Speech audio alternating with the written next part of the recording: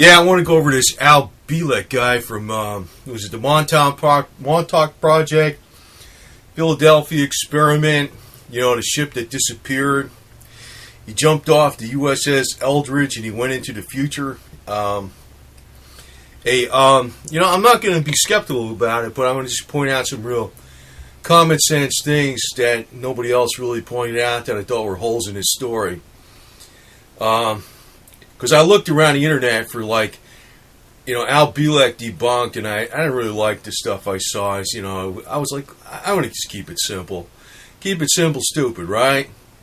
Well, first off, he supposedly was in some kind of Nikola Tesla experiment to make a ship disappear. And, you know, they got it on the History Channel, too. You can look at the Philadelphia Experiment. I didn't really look too much in it, but I says, let me look at some of what this guy said. I looked at it, what he said a couple of years ago, and I looked at it recently. I said, there's a couple of things that just don't jive with this dude.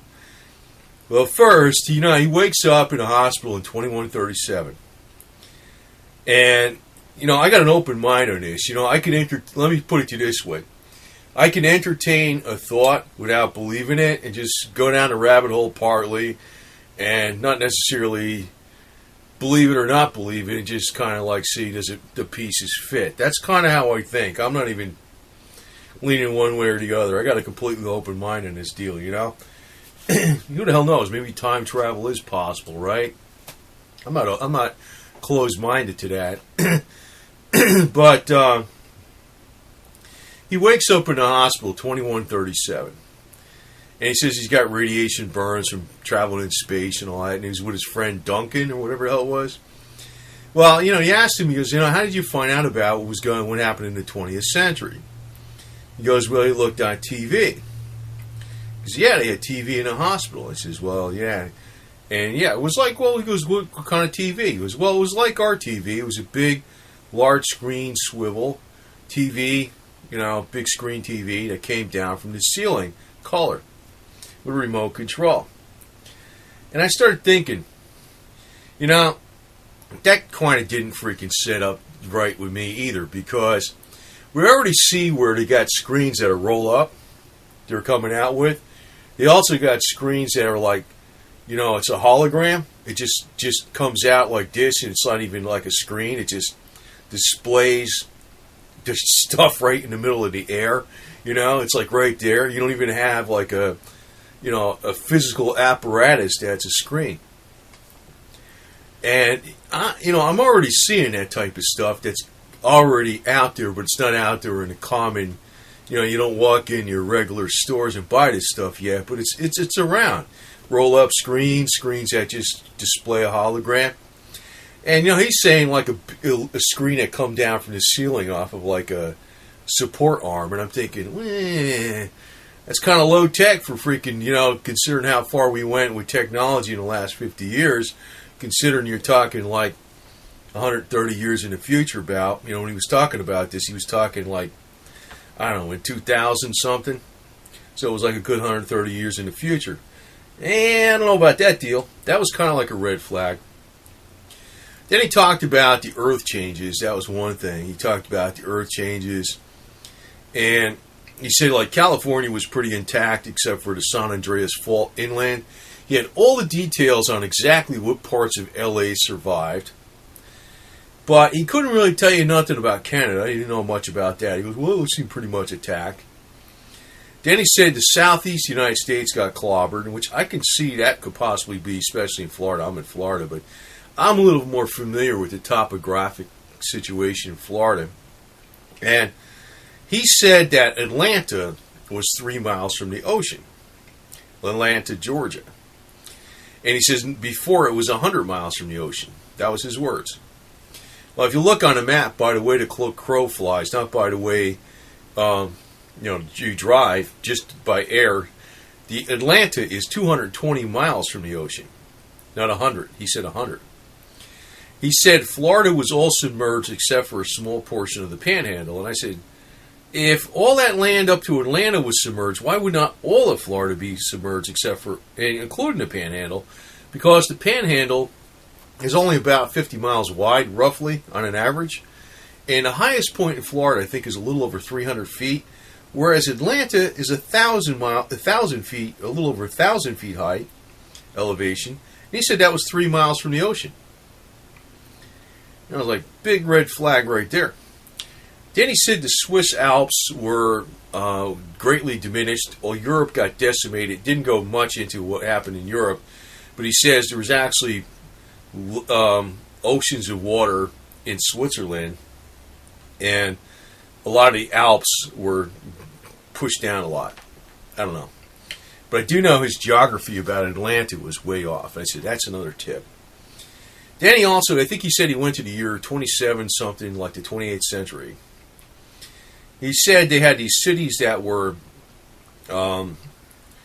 hovering cities, floating cities. They could be moved anywhere. They had 300-story buildings, and the only reason they could build 300-story buildings was because they had used anti-gravity devices every so many floors, and that put the load off the structure.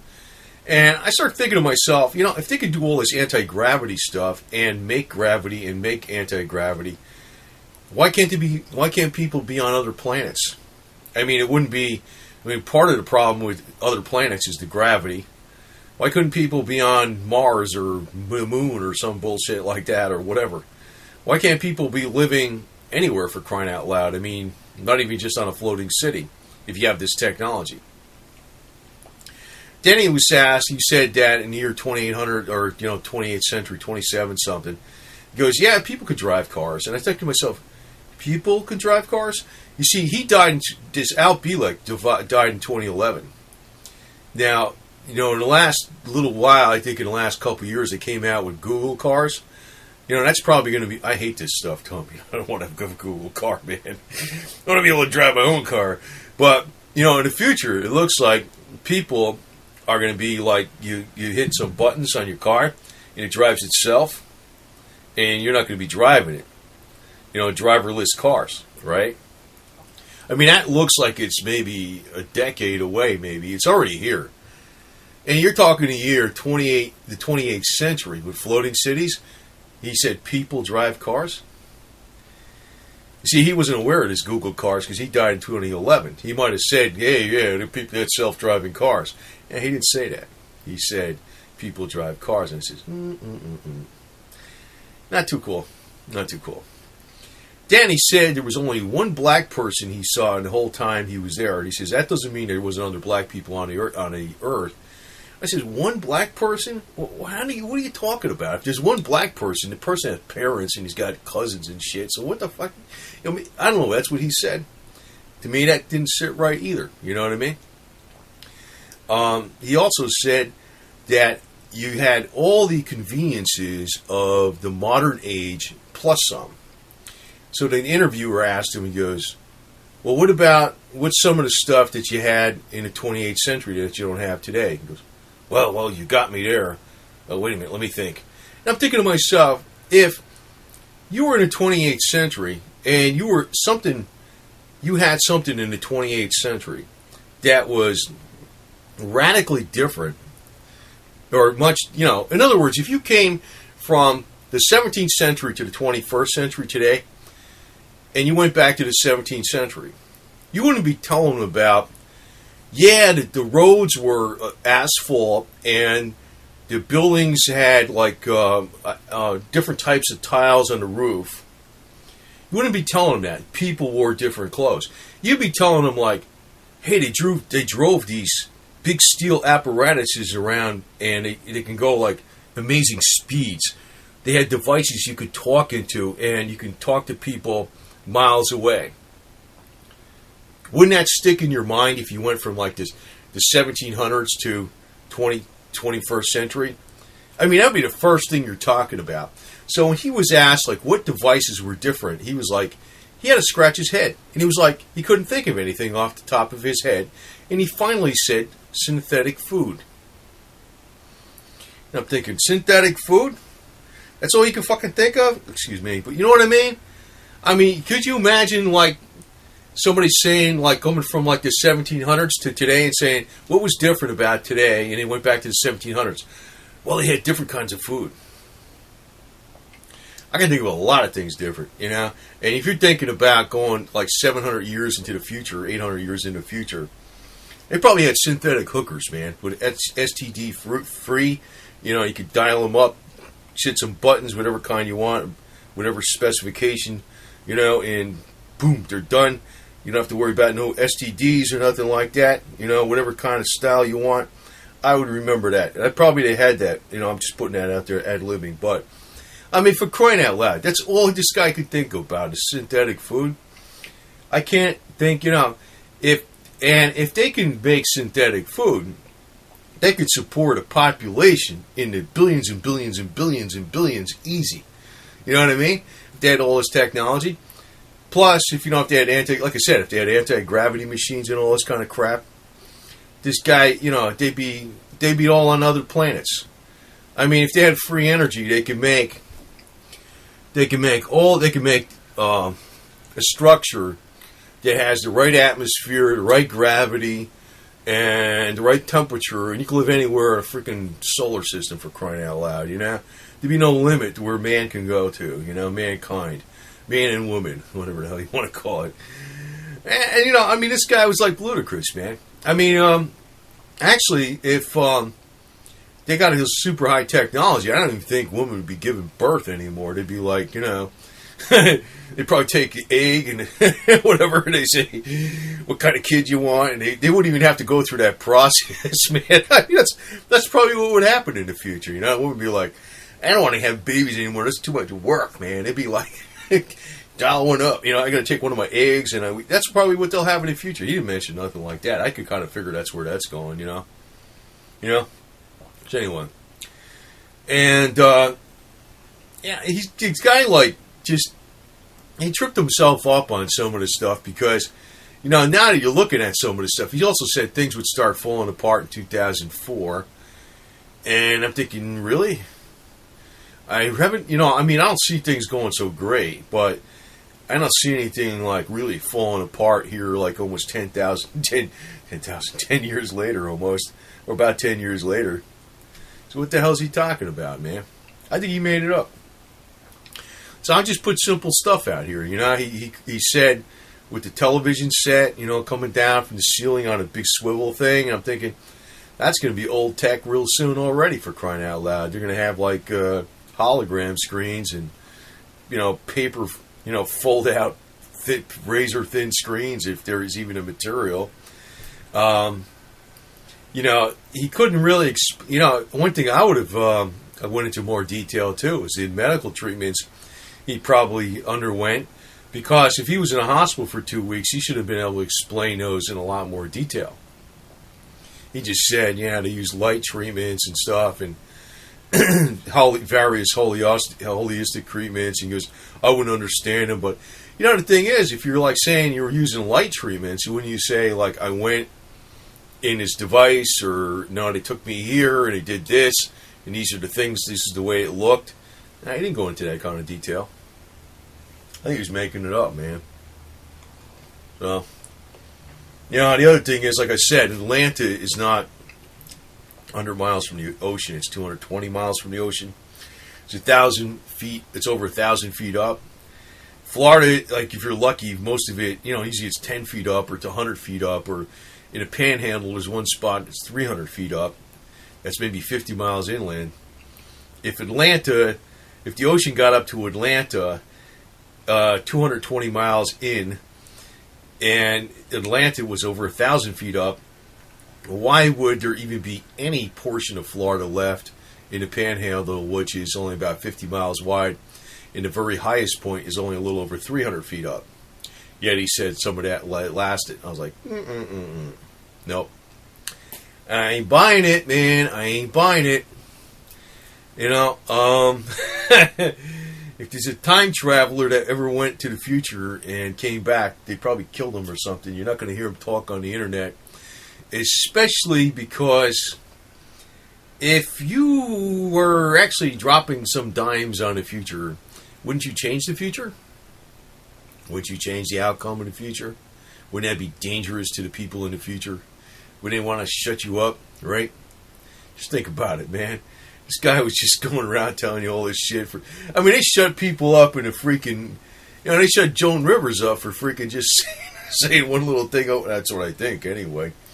For crying out loud, man. I mean, they would, if this guy was dropping all these dimes and what was going on in the future, you'd think he's the guy probably was being paid by the government himself to spread this bullshit, for all I know. Now, the only part I can actually believe about Al Bielek is that, well, I'm not too much on this alien stuff, but I know there's a number of freaking Air Force, captains and generals and Navy people and personnel that are very credible that said there was aliens. Well, Al Bielek said the U.S. military kicked their ass, and I says, yeah, I think they would. If there's aliens, the U.S. military is going to kick their ass, and I'll help them too. Because you never retire from the military. Once a jarhead, always a jarhead, right? So if we got to shoot the little green aliens or whatever the hell they are, the big lizard people, whatever, we'll do it, no problem. Maybe he's true about that. I don't know, but how would he know? Because he was never in the future. He's full of shit. So that's about the only thing I could think of, man. And the other thing is, I could probably think of, he talked about what about entertainment. How they even have today with the virtual reality headsets? Could you imagine what kind of virtual reality they would have in the future, 8 centuries from now? He didn't talk about that at all. Not in the least. He says, oh yeah, he used to just go on these big wide trains and take a ride somewhere. And I'm like, no detail about even how the trains worked, if there were levitation devices.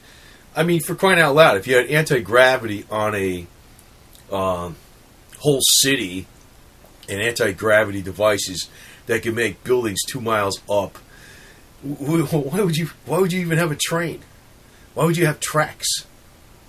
Why build tracks? Can't you just have an anti-gravity thing go along a designated route without having a tracks, even with magnetic tracks or anything? Why would you have a train? You would just have a thing that just flew anti-gravity, right? I'm just putting it out here, common sense 101, right? I'm glad, if I was interviewing this guy when he was alive, I didn't hear about him until a couple years ago or so. He would have walked out of my interview big time. Because I just would ask him questions like this. Because it's like I got to explain it to you, like when somebody asked him what, oh yeah, we had all the same modern conveniences as today, plus some. And then the guy asked him, like, what's plus some? What other ones were out there that was different? And, whoa, you got me there.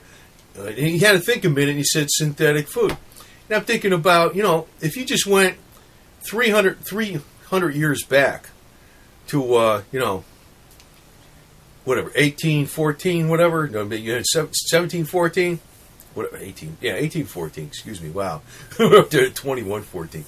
But, you just... Wait a minute, we're at 2014. You go to 1714? Excuse me, man. I'm getting lost in these centuries. Thinking about this Al Bielek guy. And, we went back 300 years to 1714. And that person came up to 2014. Just 300 years, not 800 years. And he went back there and he says, what's different? The guy goes, the food is different, right? Yeah, that different kind of food, man. There's a lot of shit different, right? Wouldn't you be like, holy shit, this is different, that was different, this was different. Not him, man. Anyway.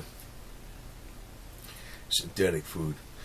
Anyway, Al, your brains aren't right. Something wrong with... This guy was full of it. He had to be full of it. I mean, not that, I don't know. It's bullshit. It's got to be bullshit. It's got to be. I'm not really digging into it too hard, but I just looked at some stuff and whatever I told you is like common sense 101. You don't really have to get into a lot of details to see what the hell's going on with this deal, right? Could you imagine even going from 1952 to today and going back to 1952 and somebody saying, yeah, the difference was synthetic food. Was food, right? The food was different. Whoa, baby. A lot of shit different, man. Sure, they had TVs. It was a big color swivel color TV that came off the ceiling. It was a big, large screen. Really, that's as much tech as they had back then, huh? Okay. Anyway, sorry to be hard on the guy, but he's got to be bullshit. He's got to be. Not that some weird shit can happen in the future. I don't know, man.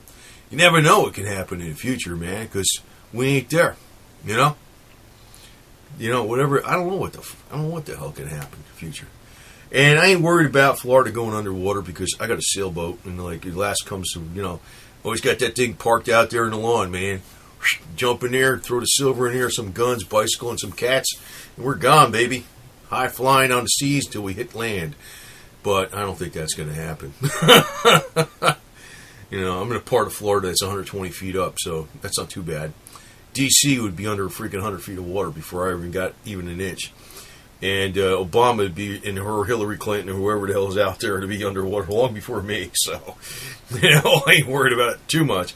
But, that was one thing I had to look at more deeply because I'm actually in Florida. But I remember him saying that stuff about the Atlanta being 100 miles from the ocean. Wait a minute, that's 100 miles from the ocean? Let me look on the map. So I use, by the way the crow flies, it's about 220-something miles from the ocean. And then I say, well, how big is the panhandle in width? He says some of that was still not underwater, 50 miles. How high is Atlanta? 1,050 feet. He says Atlanta was 3 miles from the ocean. He says some of the panhandles survived. And some of the panhandles, the panhandle's only like about 50 miles wide, and the highest point on it is only 320 feet. Atlanta's 1,050. So how could the panhandle be not under the ocean toe? Especially when you're talking about the whole coastline on the south, and the Gulf was underwater, including New Orleans and all that other shit. This dude is full of it, man. Anyway, if I ever go to the 28th century, I'll bring back some of them robot hookers, man, because I'll tell you what, if they're coin operated, I can make some money off that stuff and not have to worry about the law because it's not a person. And I could probably rack up some change, especially if they're very lifelike. I think that would be a very good enterprise and probably more lucrative than anything that silver could possibly go up to. So anyway, I just want to leave you with that thought because that's the way I'd be thinking of the angles. And anyway, no STDs or nothing, right? Anyway, over and out.